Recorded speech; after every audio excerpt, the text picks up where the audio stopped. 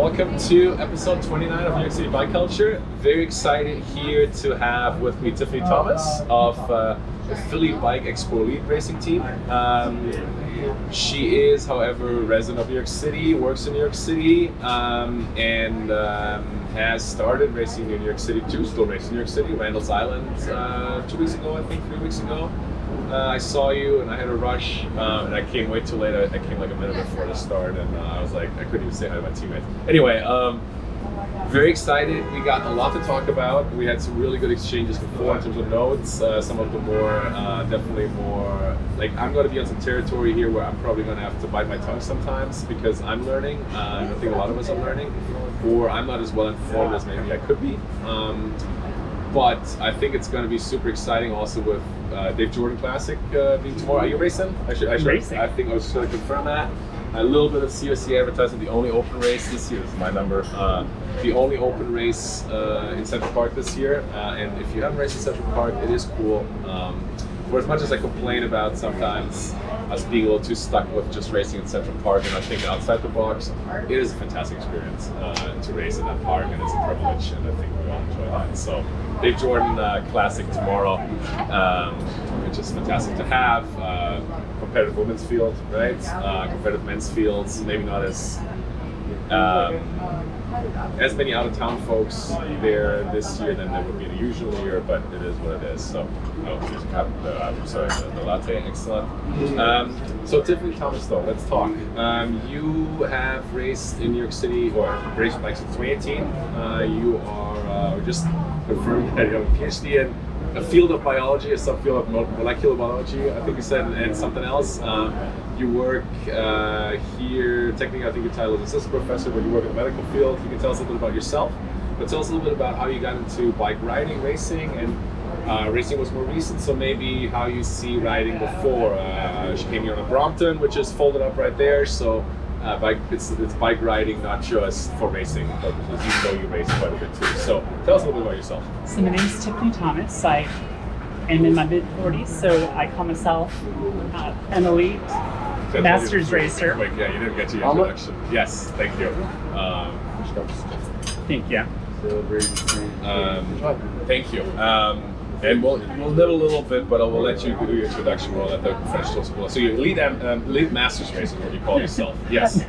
Just as a joke. So yeah. I'm a women's elite racer. We should because have made it clear the intonation was a joking intonation. It's not I'm an elite masters racer. Yes. Yeah. I always say it because that's one of the memes that's commonly found on the internet these days. Yes. Everybody wants to be an elite masters field. There should be so many elite masters fields. The word elite modifying almost every bike racer at any level. Elite Cat 3, elite like amateur racer, elite masters racer. It has no meaning really, but it is always there. And yes, it indicates some degree of seriousness or making fun of the seriousness in our case maybe. Yeah. So elite masters racer, road and cross. Road and cross. So I'm from California, so I was born and raised in California. I came here 14 years ago after I finished my PhD in molecular and biochemical nutrition. And was very interested in the intersection between molecular biochemical nutrition. Okay. So that's where the nutrition. So you're a nutritionist, sort of. So I'm interested in the intersection of nutrition and exercise physiology, and how it influences both performance as well as chronic disease. Okay, yeah, I saw something about like breathing related kind of, or is that right? So I'm interested in erythrocytes, or red blood cell metabolism. Yeah, thank you for dumbing it down a little bit. Did a lot of experiments where we feed rodents different supplements, so they don't get the French toast that we're having. But we did give them coffee. Okay. Did they get EPO? What's that about caffeine? Is there anything else? No, we're good. We're okay right now. Thank you. Yeah. So there we go. But I wanted to see what would happen with the normal cyclist diet. So what happens if you give them a little caffeine or Red Bull taurine to the red blood cell lifespan and how squishy they are. And so there's papers on that probably now that we should refer to, but so we're using a screen, so some of the nutrients, like the devil's in the details. So a little bit of the nutrients, typically good. So a little bit of fish oil. The fish oil gets incorporated into the erythrocyte membrane, and they have a whole bunch of double bonds, and so they make red blood cells squishy. Okay, so that's a good thing. A little squishy is good. A little squishy, but not too squishy. But not too right? squishy. As with everything in moderation. Yeah. Drink the coffee in moderation, the fish in moderation, a little squishiness, also good. Okay. Yeah. And so that's the day job. And then as my little doctor hat, so I'm the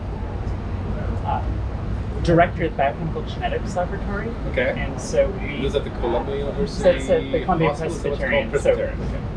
I live up on the Upper West Side. And Yeah. so just like most people, a lot of the bike riding is over the George Washington Bridge. And so for better or worse, I go by work every time that It's I that go one over that's the on bridge. that steep little hill where they have that little building bridge overpass kind of thing. Exactly. And every cyclist, well, not every, but a lot of us go through there to go to the bridge. At least on the weekends, because Yeah.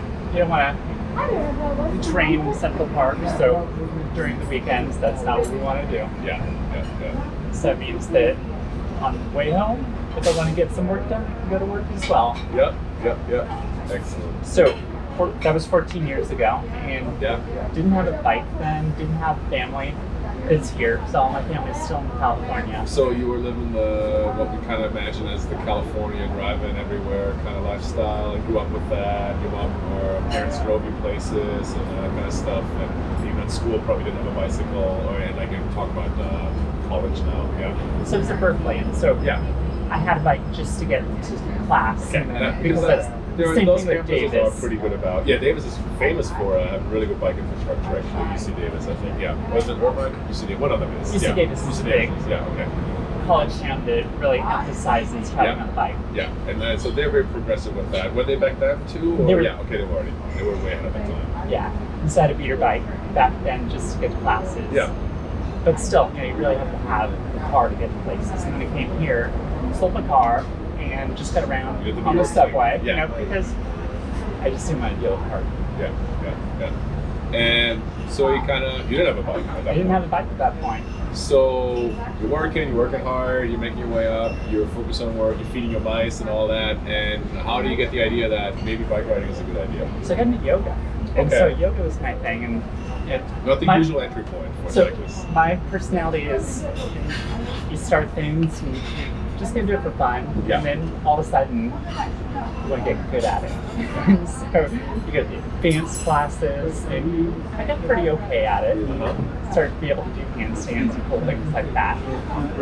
But there was one day I just turned 40, and I was late, and I live on 116th, so I was running up this little hill to get to the subway station. I was out of breath, and I came to the realization that if I didn't do something, I was going to have a heart attack in my 40s. Okay.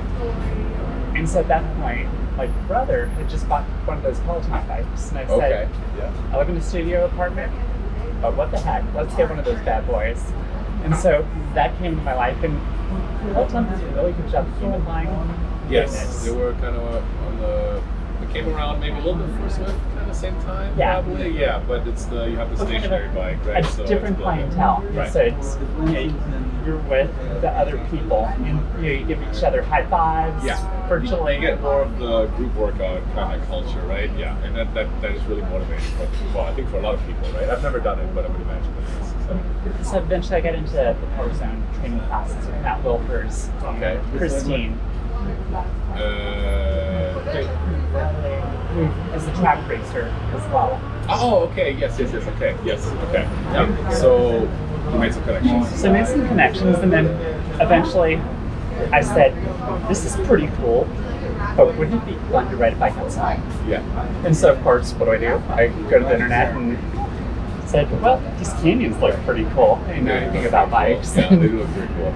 So, direct to consumer, didn't have to do anything. There's no heavy lifting. Yeah. Click buy. Yeah. The threshold's pretty low. Yeah, actually. Yeah, you don't have to engage with anybody and like talk about and overthink it. Yeah. Okay. Got that boy came to my door. Nice. Put it Okay. together, and one thing led to another. Started in Central Park. Yeah. I decided that I needed a community, and so that's when Yeah. I joined the Rafa Cycling Club. Okay, awesome. Yeah, and that's a common entry point, I think, too, where a lot of people at the beginner level, where they kind of looking around, trying to get an entry point. Rafa's there, and that worked out well for you. They have group rides that you joined then? Or? They've got group rides, and so I started with the women's ride, and that's where I first met Christine, which Yeah. is neat. Okay, And awesome. she picked my butt. That was the nicest human in the world. So that was fun. And then I became good friends with one of the women that's in the CRCA, Emma Budge. Okay, yeah. And so we went on bike rides all the time. She's on the 5th floor team now, right? She was on 5th floor, and she's now floor. on the cruise Okay, team. so she's in the student. That's why I was like, are they on this? Okay, yes, they are. So you get, I'm learning, yeah. And she's an amazing human, so just charismatic, and one of the type of people that you really want to invest in, be friends with. Okay. And she was into racing. At the time, she was on Rockstar Racing. Yeah. And she told me that she was doing a race and that there was this women's development race. Okay. And so I looked it up on the internet and said all you have to have is a bike. Check, got that. And so signed up for it. And it was amazing. Yeah. I sucked at it. Yeah. It's just one of those things that... Yeah, what do you remember? You didn't. I'm sure you didn't get last, so you are right. Probably, I came in 5th place, but... Okay, yeah, you were good. I mean... I didn't come in 1st place. The competitive nature is coming through here pretty strongly already. Yeah, okay. But that was the point where I said, I really want to do this. Yeah. And so Emma got me on Rockstar on the team, and the woman really adopted me and befriended me and made me feel like part of the family. And we did that, and it took me a good 2 months before I won a race. Yeah. Well, I mean, it takes people years, or they never win one. So that was pretty quick. But so this is all 2018, right? You're kind of.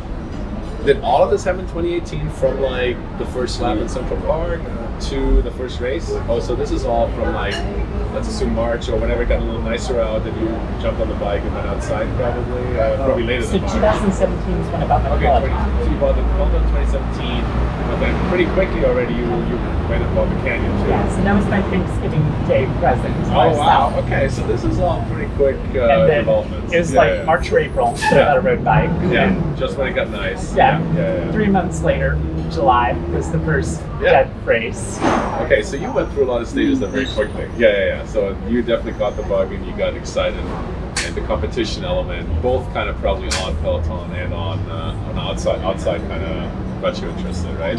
Yeah, and I think that I really got lucky because I decided that it was important for me to invest in coaching, and I had no idea how to find a coach, but I went to the CRCA website, and on there was Tara Parsons, and I said, she looks cool. And so I reached out to her. Great. And she said, I, at the moment, don't have any availability, but I think that I will in a month. And so she was able to take me on as an athlete, and she really shaped the last 3 years my life as an athlete, helped to develop me. So you're still working with her? So I recently switched. We're moving now, not to now, but we can do that. Yeah, that's all. You recently switched, yeah, and that makes sense. You know, different team and maybe going to different races. Probably, so the reason why I switched, I think that Tara's the most amazing person. She's one of my best friends, and she knows this scene very well. But I decided to switch because I really want to focus on the UCI cyclo-cross races. Oh, okay. And so I needed a coaching team that goes to those races. And cross is a little different. I mean, not that Tara doesn't know that, but she's more of a road person, right? So. She's also very good, but I also wanted somebody that could see me race at the national races. And so the team that I'm working with now, they go to Intelligentsia Road. Right. So I'm working with Al Donahue. I've heard the name. He's from the north, no? Yeah.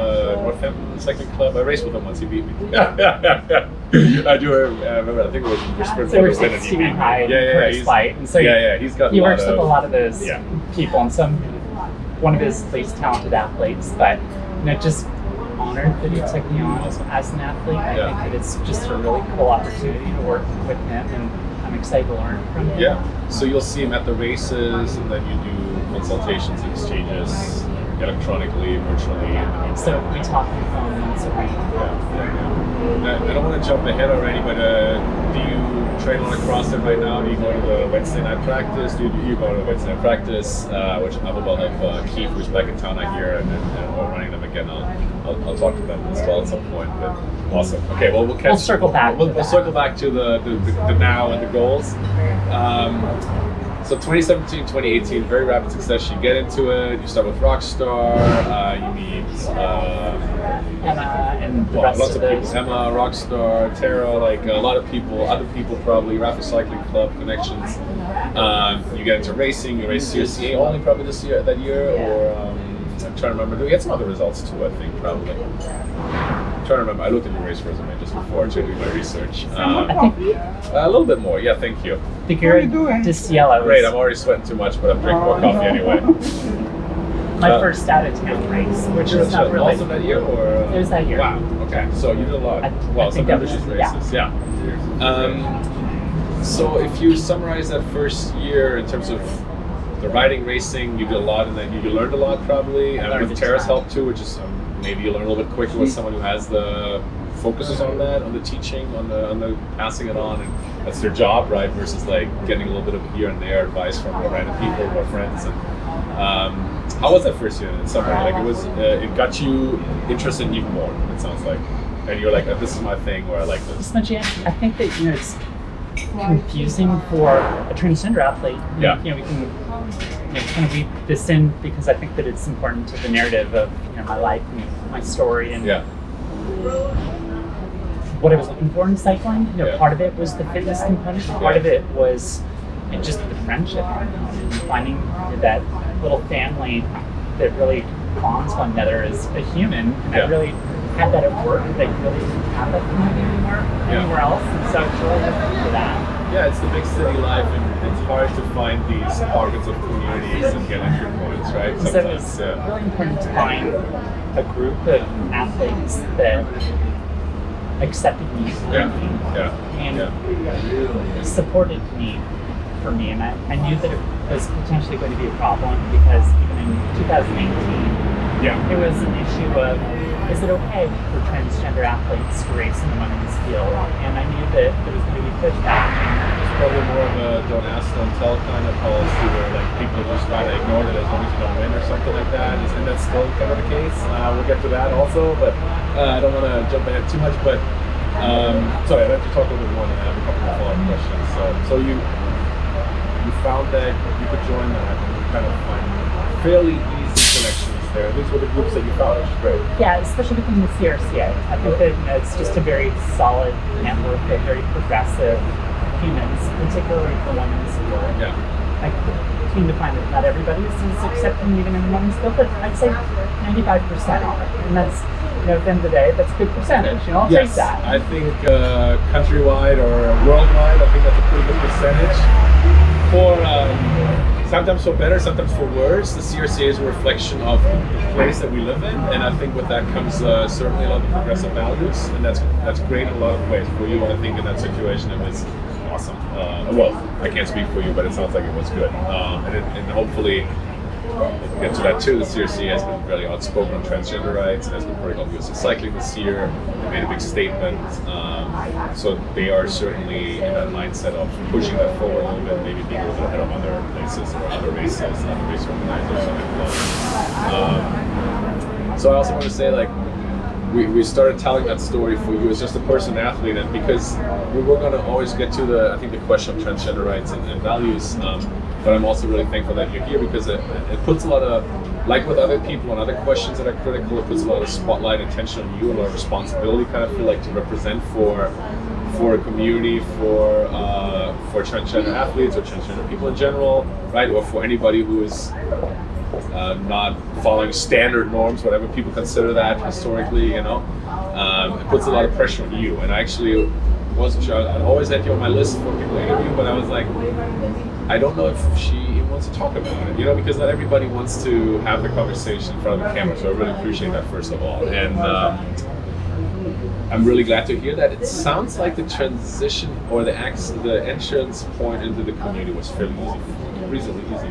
And it felt, I don't know if you probably can't compare to a lot of other sports, and I don't really believe necessarily that cycling is more progressive than other sports. Maybe a little bit than some other sports. I'm just going to say that because some other sports are so gendered, like American football, that there isn't even like a women's version of that, right? And again, for better or worse. But do you feel like there was something special about cycling? Was it more the fact that CSCA is this representation of a fairly progressive city, or part of the city at least? What do you think? What I think it's more the Northeast in general.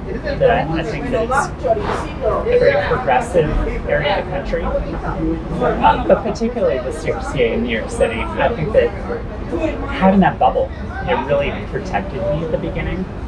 It was very early on that I discovered that I really needed the support of the community. At the Hero was the first time that I discovered that it was going to be a problem. Well, and because this is now you're outside of the bubble, right? Because it's not that far, right? It's you know, depending on where you live, an hour to drive probably for you, or to catch a ride or whatever, but it's northern, we can say rural New Jersey probably. It's on a fairground, right? Like you really feel like you could be like in the middle of Pennsylvania or something. Like you feel removed from the city for sure, and it is a different culture out there. And you meet people from different teams and from teams that aren't from the city, right? And that was the first time you felt a little bit of. Well, what do you feel? Well, what did you notice? The first time that there was overt transphobia that I experienced. It was at that point that I wasn't sure that I wanted to do this. I just felt so excluded and just so hurt. One of it, the beginning, was just my teammate and I, Kendall, were sitting at the car. We were racing the Cat 4-5 field, and for whatever reason, the Cat 1-2-3 women raced before us, and so we went early to watch them race. And so we were sitting at the car, just waiting. And one woman rolled up and said, "I'm thankful that I don't have to race against you." I don't know what she meant by that. But this is somebody you didn't know unprompted. I mean, you were just a new racer, so that's kind of funny that just you were on their radar. That would be my impression. It just made me feel like I don't want to race against you because you're a transgender woman. That's how I felt. Yeah, sure. That's how I would have felt with that. Yeah. And then when we were getting ready to actually do a race, I was, at the line, and one of the other women had a male teammate that was talking to her, and just brought up the fact that he didn't feel that it was okay for transgender athletes to race with women.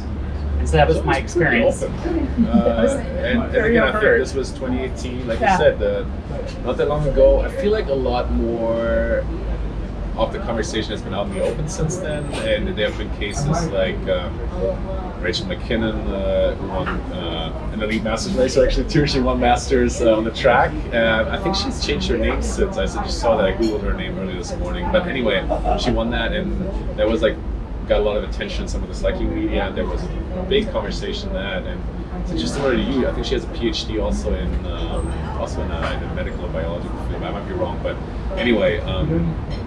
It has gotten since 2018-19 more attention, and there has been more explicit clarifications of rules too. USA Cycling has done that too, and I think they probably hadn't done it in 2018. I'm trying to think of the timeline here, where there had been some clarification as to what field you can race in and how gender factors into that and all that. But did you experience anything so there was some overt from other racers, and that's obviously maybe, I don't know if that's more hurtful or less hurtful than organizers, but did you ever run into a situation where somebody questioned you from I'm assuming you sign up for the race, you identify, because on USA Cycling probably only gives you male or female as an option, right? I think they still do. I don't think there's another, maybe they've introduced that now. I don't think so. So you hit the female button and then you automatically register, and there are no questions asked on that side probably, because now it happens electronically anyway, right? So but there was then overt kind of, and it sounded like people knew, which is interesting, or felt like that was very much on their radar already.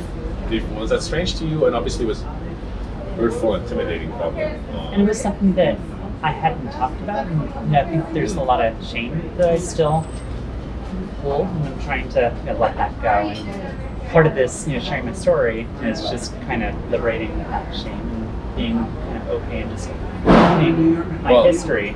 And that's exactly what I mean. This is not an easy thing always, right? That's why I appreciate you being here and talking about it. And we don't know each other that well. It must be easy for you talking about it here either. So thank you. Go ahead. The biggest thing that made me feel really supported and loved was when I told my teammates about what happened. Okay. And they were able to just kind of hug me, love me, and say, "We've got you." And they were able to then email the other team, and they sent out an email saying that we stand for transgender athletes, and this is never okay. That's big. Yeah, that's big.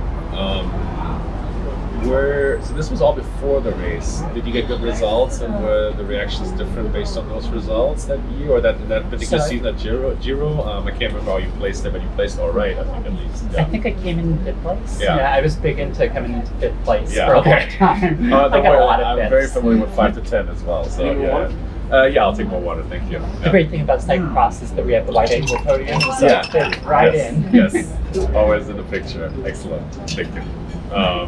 So after the race, you got good feedback, a great response from your teammates. I cried a lot and then didn't talk to them for about a week, and then we went and hung out together. That's when I told them. That's when I think it really made me feel that this is the community for me, that there are people that are willing to stand up for all people. Yeah. Not just transgender athletes, Yeah. LGBTQ, people of color, people of different religions. Do you feel like the small group environment of a group like the Rockstar team at that point, where it's not a lot of people and you get to know the people better and they get to know you better, that helped? Is that something that was part of I think it's also, they're just good units. Yeah. That means Well, I think that's the number one priority, that you ride and race with a group of people that you like and they're good humans, right? And I think if you find that group, then you stick with that. There are other groups too, like it's not like just that team is great and all that. They're all great. I mean, people are on teams because they like each other most of the time, right? So and that's awesome. But this is, again, like a lot has happened there in your first year. You got into it, you got really excited, you got some great results, but you also already got some feedback. I don't want to fast track, but partially, of course, we have the COVID thing, so you're a year and a half without racing mostly. But since 2018, that first season, so I did get 2019 to race. Right, you get all of 2019, and I think I first met you, and I don't remember that, but 2018 and 19, it was probably the first year that you raced, maybe not. It was a club race, and we were both positioned to marshal on the top of Harlem Hill, and I think I was doing the scoring for the sprint points, and you were on the other side. And I want to say it wasn't the greatest morning. I can't remember if it was raining or it was like super damp. It was cold. That's what it was. Yeah, and we were having some exchanges, and we were having a fairly good time as marshals. You got the better side of the stick. I did have. Yes. You were on the sunny side. That I do not remember. I thought I was just distracted with the scoring. That was good because like when you just stand there and we don't have like a specific task other than just still a task like making sure you whistle and all that. But Harlem Hill is not the most dangerous spot either anyway for people crossing and all that. So yeah, you were on the other side of the shade. I was the boss with the whistle though. Yeah, you were the boss with the whistle. So good. All right. You paid your dues there too as a marshal that year. Yeah, I remember that. So anyway, 2019, you did a full year of racing. Tell us a little bit more about the development from 2018, those experiences to now being with the Philly Bike Expo team. I'll just outline a little bit. You were for a few stages at least at Dairylands and the Intelligentsia Cup, I think this year, right? You are an ambitious cross racer now, and have been now for a little bit too already. You started cross not in 2018, but after, right? 2019. So tell us a little bit about the developments since then. So 2019 was my first full year as a racer. I still was a Cat 4. So if you want, yeah. And I did the Woodstock Grand Prix, which is the women's only race series. It's 2 days, 3 different stages. Yeah. Road race, rained like crazy that day. That was brutal. That's another one that's explicitly advertised in it. They've changed that since. Couple hours north here. It's advertised as a women's only race, a women's Grand Prix or something like that. Yeah. Might be due for a name change too, but we'll talk about that. Yeah. Okay. First day was a time trial, out and back, fairly straightforward. Then we had the crit, and then the next day was the road race. And that was the first real introduction that I was able to meet a lot of the other elite athletes that are in the Northeast, and that's the first time that I met Taylor. Yeah, that's a big race. I mean, it's a comparative race. Did you as a 4, as a 3 already? And to be honest, I don't remember. Okay, good. You had a good time. I had a great time. I did okay at the race. think I came in third in the GC. I came in first and second in a bunch of the races, and it was just it was the best time. And just to be in close fellowship with other women in the Northeast really, I think, cemented the fact that I love racing even outside of New York City, and that I had this ambition to see how good I can get within cycling itself. Continued to do a lot of the CRC races, and then upgraded to, at some point, Cat 2 that year. Great. And went to Intelligentsia. So that was my first national elite race. Racing in P1-2 field in Chicago is just a different beast than racing in the Cat P1-2 field here in the It doesn't matter what field you're in, or what, again, whether it's the male or the female, or Cat 3 or Cat 5, like, these races the courses are hard, they're a little bit more technical than your average course you're racing in New York City, and a lot of people come there to do well, right? And it's competitive, and especially now you were two, so you're racing the 1-2 field with a pro. Some of them are pro riders, or whatever level that is pro, but pro, like the best of the best, some of the best, in the country. Again, is it the ambition driving you there, the curiosity? Because these are big steps you're making. You're going out to Woodstock, all within like a year and a half, really going to the hardest grid racing in the country, I would say. Or some of the hardest grid racing in the country. Those are some trips to, like, what was it? You really enjoyed it? You enjoyed the competition? You enjoyed the community too? What was it that made you do these? Because I don't know if I would upgrade, like, I think these are, you're not just staying local and kind of doing the local race, which you could do too, right? And yes, there are maybe not that many women's races locally either, so was it part of that? What were some of the reasons for going there? I just wanted to, as an athlete, to really get better, and to get better, you really have to surround yourself with the best of the best. Yeah. And they race differently. Yeah. And the more opportunities you can see, the different tools that are available to you, and how you can play those cards, and learn from the best by being with the best. Yeah. I think that ultimately is how, when you come back, you bring the whole tide up with you, and I think it's great for the community as well. Yeah. But I just wanted to see what it was like at the beginning, and whether I liked it, and whether I really wanted to invest in that, because that would really shape how I would consider what team I wanted to race with next. That makes sense. Yeah. And if I didn't like it and I wanted to race locally, then I could invest in a team that's a local team. Right. Yeah. But it turned out that I really liked the national Good. racing, and I really, really loved the fact that a lot of the women accepted me. Right. Wanted me there and invested in me. And since I think that's what I love the most about National Elite Racing, is that I've met some of the most amazing humans. Olivia Ray, Paige, who actually raced here for a long time, and she's one of the most inspirational racers. She's a go big or go home. It's just, we're going to go all out with 4 laps to go, and if I come in last, then that's okay, but I'm laying all my chips on the floor right now, and we're doing this. That's cool. Yeah. That's what I wanted. You like the attitude for all of this. You felt that level of competitiveness, the attitude there, and that want to feel was what you're looking for. Yeah. And so that's how I ended up deciding that I wanted to be on an elite team. Yeah. And there, at the time right now, aren't any elite teams that are based out of New York City. Yeah, I think we talked about that on the men's side too sometimes. I had Cesar here last time, and he had some of the same experience where he was trying to push himself to the next level and go into these races, and then found a team that is an out-of-town team that can get into some of these races, and that was your mindset then too. Yeah, so Britley had her team, but has switched, the team's pivoted from Chris. Britley Bowman, right? To Bowman, and she... To gravel. Right, so it's a gravel mostly only. It's a gravel completely team, and they're great, but that's not my jam at the moment. Maybe when I retire from pro racing, like Cross and gravel are certainly connected, so different energy system, but very different energy system. Well, I would argue, and the doctor would argue too, so yes. So then, the question is, what's the right fit for me? And so you ended up with an out-of-town team. I ended up with an out-of-town team, and I was looking for a team but was interested in investing in me. And at that time, as a brand new elite racer, I'd been a Cat 2 racer for all of like 2 months. Yeah, right. Yeah.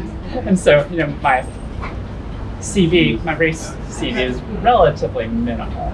So it would have to be somebody that's seen me race that really wants to invest in me and take a chance on me. Yeah. And the Philly Bike Expo team at the time was just Taylor and then Sam Fox, who was also at the time in Philadelphia. And their policy was that, if you don't have a safe space to warm up and cool down, our tent's your tent. Come and hang out with us. So they were pretty explicit about that. Yeah, and so that's one of the values, and I thought that was rad, is that they allowed me for out-of-town races to come and warm up and cool down with me. Okay, so you had already met, was this at the Airlands or Intelligentsia Cup, or was this like more locally here or regionally? Somerville, Bucks County, so a lot of those. The big local races, or regional races, 2019, we were lucky because we had a lot of really good regional races that were strong fields, and so a lot of the elite women spent a lot of time in the Northeast. Yeah. So that was, the connection was already kind of there. They were looking to expand, because I looked at the team Charles, and they have a few more riders on there now. So we went from 2 racers to 6 racers the year that we didn't race in 2020. We were ready for a good season, and then it didn't happen. And so Sam Fox ended up moving up to Vermont, so she's in grad school, so she couldn't maintain doing that. Where amateur bike races is always professional interest and family interests, And it'll be interesting next year because Taylor's moving down to North Carolina, but as an elite cyclist, we're really focusing on Tour of America's Dairyland, Intelligentsia, and other big national races, and so it really doesn't matter where somebody lives. True. Yeah, you go to the trail, you have to travel anyway. Right. Yeah, even though some of almost we have to drive and all that. Yeah, it's different than different than everybody doing all the CSCA races like 12 over the season. That you have to kind of be here. Absolutely. So they enable you to do cross too. Are they doing cross? And they're more like, okay, you can do cross, that's fine. We don't have a lot of people doing cross, but you okay with that? Or how was that? They have adopted me as the cross team. So last year, 2019, was my first year in cross. So I got into cross. I was just saying, what got you into that? Because again, not as a new racer and you start on the road, people jump into cross, I find, either because they come from more the off-road stuff, or they're a road racer, maybe like 3, 4, 5, 6 plus years in, they get a little bit bored of the road racing and they want a little bit more fun in the off-season, or they maybe have reached kind of what they want to reach on the road and they want to try some other stuff. But that wasn't the case for you. So what got you in there? So I really wanted to be good at crit racing. And so I said, I need to be a better bike handler. What's the best way to become a better bike handler? Cross.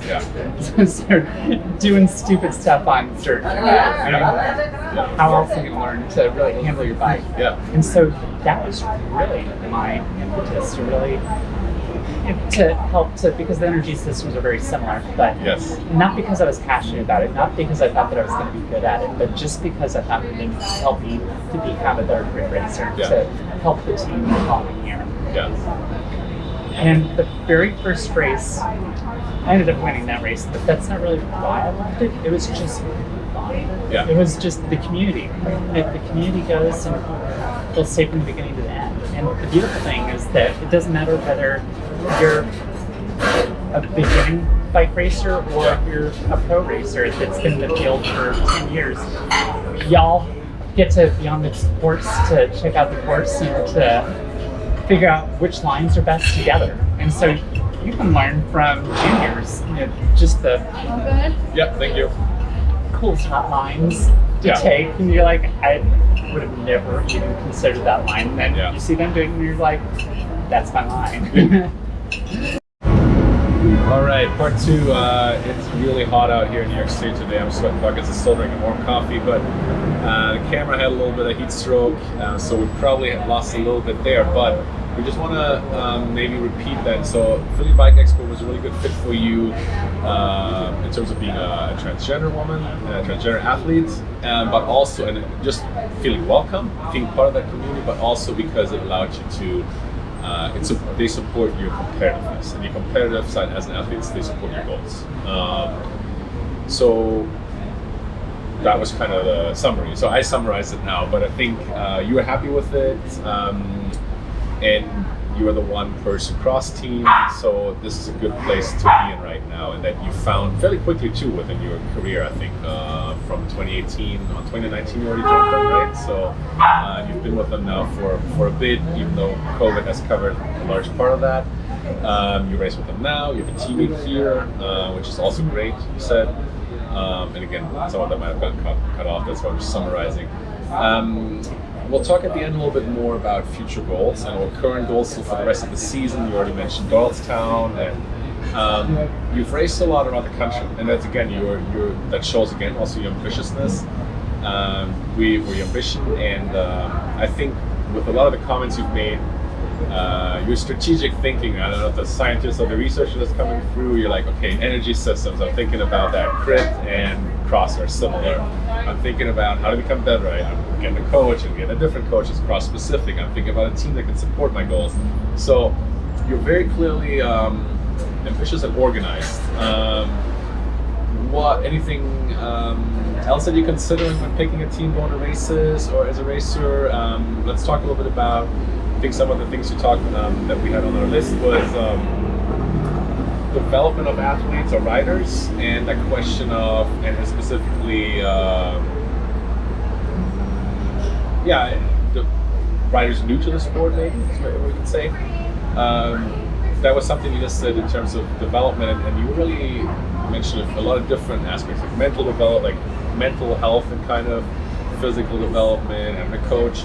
What have you learned? What can you pass on here that you feel like you had to share? I'm kind of stumbling a little bit with this question because this was something you brought up, and I feel like you have some talking points there. But I think the question of rider development, especially for people who are maybe not coming through the junior track but later in life, that's probably something you're trying to address here.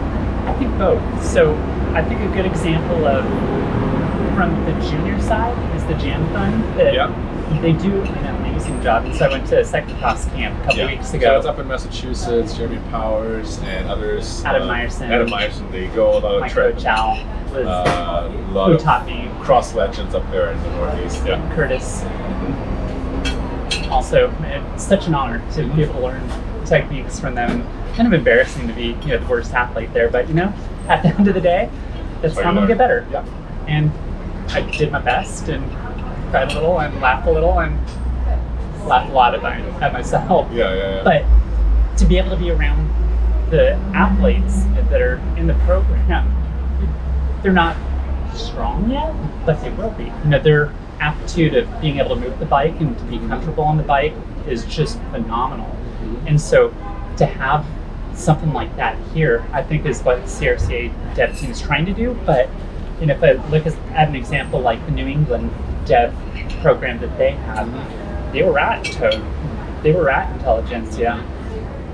Costs money, but we have a lot of money here in New York City. There's no reason that our dev team should not be competing there and should be at Toad. And that's how they're going to get better. And so really, so they're going to get more people into it probably too. So Elijah Beatty is on there, and she does an amazing job on the female side.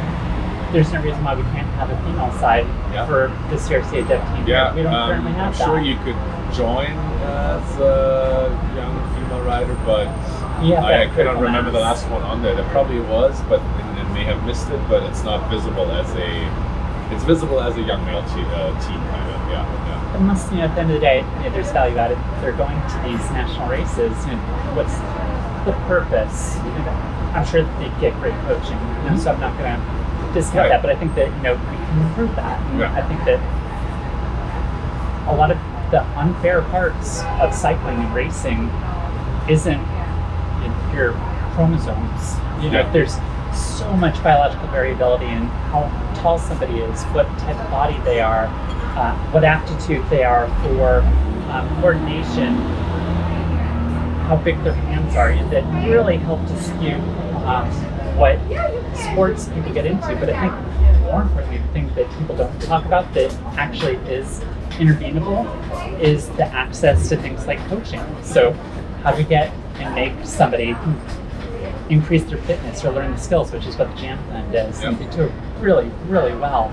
But also, biking is expensive. Yeah. I mean, Yeah. And a nice middle of the line bike, you're looking at $4,000 or $5,000. That's not accessible to most kids or even a lot of adults. Plus trainers and other things. I think that if you invest in something, it shouldn't be in your bikes or your wheels or your tires. It should be in a coach, because at the end of the day, that's what's going to keep you in the sport, and that's also what's going to get you better. It's going to get you a whole lot better after a year than the cost of a set of wheels. At the end of the day, that's really what you're looking at, the price. Nutrition, having access to quality nutrition, not even just having the actual knowledge of what you should put in your tank. Right. And then having the luxury of having time to train and to go to races. I mean, these are all things that we can do something about as a community to level the playing field, but that's not what we're talking about. We're talking about whether it's okay for transgender athletes to go and race bikes. I'm kind of in the middle of the national races. It's not like most of these that I'm winning races. And it's really, people don't care that I line up if I'm not winning. And that's I'll wait for that truck, because it's an important point. And I think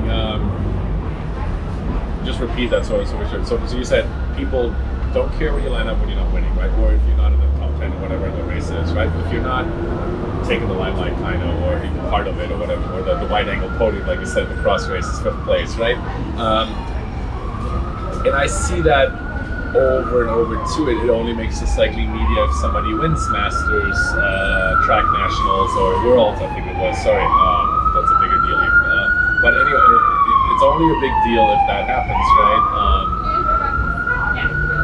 Because let's just say nobody cares if there's a transgender athlete getting 15th in the women's 4-5 field, right?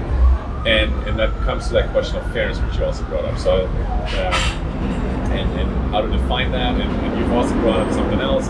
There's so many talking points. I gotta stay focused here. So let's focus on that question of how often you get that, and how often you see that play out. Maybe also for others, not just for you. Of the nobody cares if you're in the field as long as you're not a threat to others winning or doing well. Is that something you still encounter? Did that maybe also make the Giro del Cello? Because I don't want to single out one race. I've enjoyed being there, and it's a great race in many ways. But we got to focus on the reality too, that you didn't feel welcome there. Was that part of because you were perceived as a threat to doing well? And when you go to Dairylands, you're in the field, you're competitive, but maybe you're not going to win, and then people don't care. Let's just put it that way, because that's, you found a place where you're competitive and you belong, but people perceive you as just another person in the field rather than like the number one competitor. Do you think the experience at Dairylands would be different, or at Intelligentsia Cup, if you would be competing for the podium every day? So I think at those two big races, no, because I think that the women's field, the women's pro field, is very progressive, and they have a bunch of women like Kristen Arnold, who, and the rest of, frankly, the Wolfpack racing team, that are huge advocates for transgender athletes, that transgender women are women, and that's their hardest opposition. And I think that at the end of the day, if we want to take one piece home, that transgender women are women. And that's ultimately why they should be racing with the women. And I don't think that we should be in a position where we have to self-police, but I believe that at any race where a lot of these women are, Olivia, Paige, that they're not going to accept any. So it helps that they are strong, vocal, like they're leaders kind of there that make it. I don't want to say that crush dissent, but they inspire and make you feel welcome, which is probably the more important thing here. And because, like you've already mentioned before, there's probably some people always who don't quite agree, right? And I think you can talk to one of the most high-profile riders in the U.S., Chloe Dygert, has gotten negative attention on social media for having more conservative views, right? And I don't know how she feels about transgender racing these days and all that, but there are clearly people with other political beliefs, or whatever you want to call it, beliefs. And but it helps that at that level of racing, there are people who are very vocal and have the voice and have the ability to kind of lead and create a place that's welcoming to you. And so you're thinking that at that level, you're always going to be welcome to some extent, no matter what your performance actually is. Do you worry about your performance then? Do you have to, which is a crazy question to ask, right? I never have to worry about doing well because I feel like I'm just going to be perceived as somebody who just got third place, let's say, right? Do you worry about that sometimes when you show up to a race in 2021 now versus 2018, or is that something that's on your mind when you go to a race?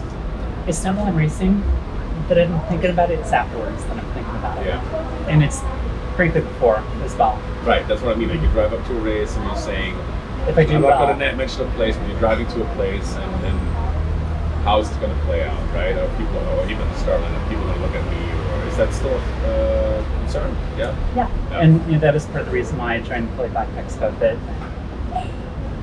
I'm always concerned about my physical safety. Yeah.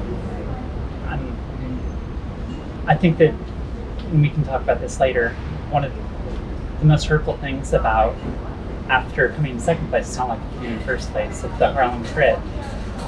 That was this year, right? Yeah. So this is 2021, and I think we can jump into that right now, if you're okay with yeah. that. Yeah. So I ended up coming in second place, and we had our podium picture, and one of the other athletes that was on the podium, she blurred me out, and she posted it on the internet. Wow. So I didn't know that. Okay. having this erasure. So she posted her, I got whatever place, and but you got blurred out on that picture. And that's what she posted. Wow. That it's erasure, and the reason why erasure is so hurtful to me is that I've had people tell me they don't belong on Earth, and that I should kill myself. Wow. And so to have somebody blur me out is basically saying that I should die. Yeah. And the person never owned that, didn't apologize for that. And fortunately, we have a community. I didn't find out about it until the next day. So I didn't see it on her page because she blocked me, and so I was never able to see it in the first place. But the rest of the community said that this is not okay, that you should not do this under no circumstance, whether you're saying that it's because you want to focus on your sponsors, it doesn't matter, that it's just not okay. That was the excuse? Yeah. Okay. But to have that, I think that it's important to know that A, this is still a problem, and B, that at least as a community, we're sticking together, that transgender athletes are women and they belong to race with other women. Yeah. I'm sorry. I didn't know about all those details, and I'm definitely. I thought this was more, again, one of those, like a little bit of talking behind the back kind of, which is not. It shouldn't be happening anyway either. But this is not even. People talk and make fun of microaggressions. That's not just a microaggression. That's like an full aggression, I think, and very clear, like you said, erasure, right? And that's once again, like I never have to worry about that showing up to a race. Okay, if I go to an out-of-town race, I'm perceived as an out-of-towner, but that's not even like the same ballpark, right? And I'm a cisgender male. I show up to the race, somebody claps, and that's it. Like and I don't have to worry about it if I place one, right? Like so, and people would be cheering on. I wouldn't be expecting anything else. Like to get blurred out of a picture. I can't imagine. I don't know why people would do that, other than express being paid or extreme negative feelings, and that's really really difficult. And I appreciate you wanting to talk about it. Again, I think visibility is important because people probably find it easier to talk about you and other transgender athletes, but they don't know you. Hopefully talking for 2 hours today is worth a little bit, even if it's just that it reaches out to a few people. Because I'm going to be honest, I have heard the similar sentiments expressed, right? And maybe we can delve into that question of, you've already talked to not just chromosomes and how it's perceived, what makes the difference in your performance, and you, so again, lots of things I want to talk about. First of all, extremely sorry that happened. it sounds like you had a community that kind of helped you bounce back from that, and also spoke out for you, so you didn't have to. But this is fairly recent. How have you? And which also means you probably have to. Again, I don't want to push too far here, but like you have to think about this again, right? And that this may happen again. How are you dealing with that? The support the community is enough. It makes you come back, which is great. You're still coming back. You're still racing. You have goals, despite those hurdles. I think my question is more like, tell us a little bit more about kind of since then, have you come to a place where you can accept that again, or not accept it, because you probably shouldn't accept it, but I'm talking too much, I'm fumbling. So you tell me a little bit more about how it's been since then, maybe, and how the community health has maybe helped you, or how it's been. So I think stepping back, what can race promoters do? Right. At the end of the day, thank you. That's what I should have been asking.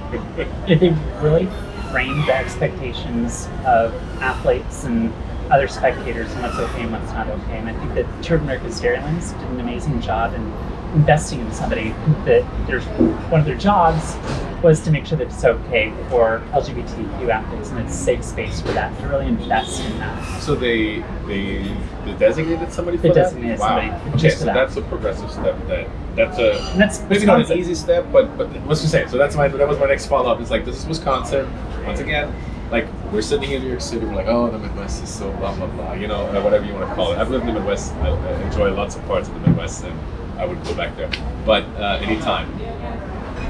But here they are, and they are, I think, living up to the role of being one of the leading races in the U.S., and that means not just putting on good racing, but putting on racing where everybody feels welcome. And once again, hard to achieve, but they designated a person for that, which is great.